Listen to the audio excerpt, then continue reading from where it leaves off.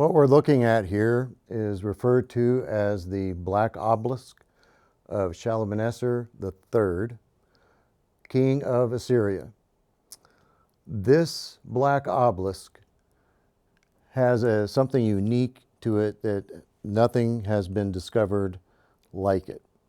Because on these 5 panels you have 5 kings bringing their tribute, their taxes to the King of Assyria to keep the peace. And on this panel here, bowing down to the King of Assyria, is King Jehu of the Bible. It is the only named Israelite we have an image of, and that is unique. Israelites, Judeans or Israelites, neither one would make images of themselves. But it was recorded by the Assyrian, and the king wanted this recorded, showing his prowess, I suppose. And King Shalmaneser is pictured here with a beard. Then you have 2 unbearded individuals. And during this period of history, kings surrounded their courts with eunuchs. And you can spot them because they do not have beards. Most men in the ancient world wore beards. And so when you see individuals, they are part of the king's court. They felt that eunuchs would not try to usurp or kill them to create their own dynasty, and by making them eunuchs, they wouldn't do that. Daniel, Shadrach, Meshach, and Abednego were probably eunuchs for the court of Nebuchadnezzar. So here we have the articles that are brought to the king. Now, some have surmised that this was probably an ambassador that did that. Well, the Assyrian kings built their palaces with reliefs of battles that they had conquered other kings. And the Assyrians were pretty, you didn't want to fall into the hands of the Assyrians. And basically that's what the reliefs would say. And they wanted the kings to see that.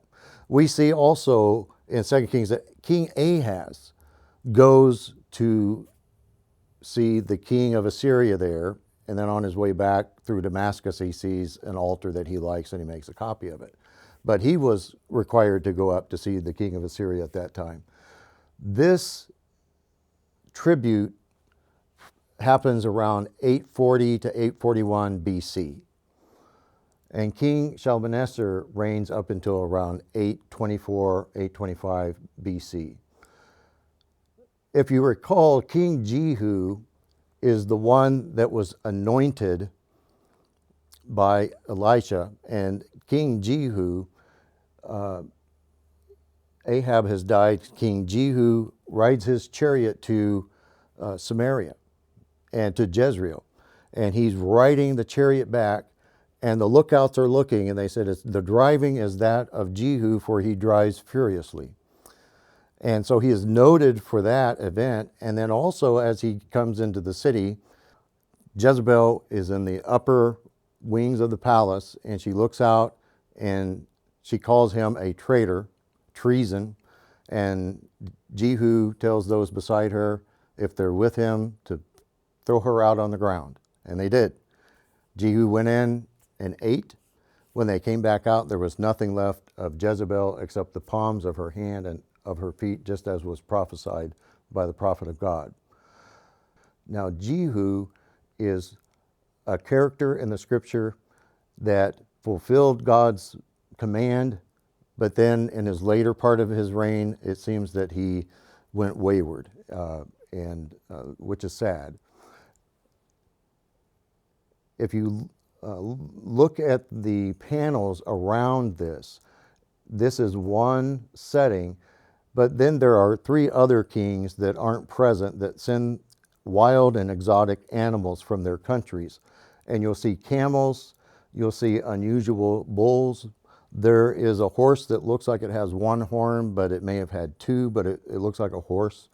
There are some monkeys on the side, but they look kind of like humans. And it just shows that the artist had to interpret the best, because they had probably never seen these types of animals before. But there are bronze, gold, 10 items that are brought there as tribute, and they may not seem like they would be that much to us today, but then these would be very highly prized and valuable items.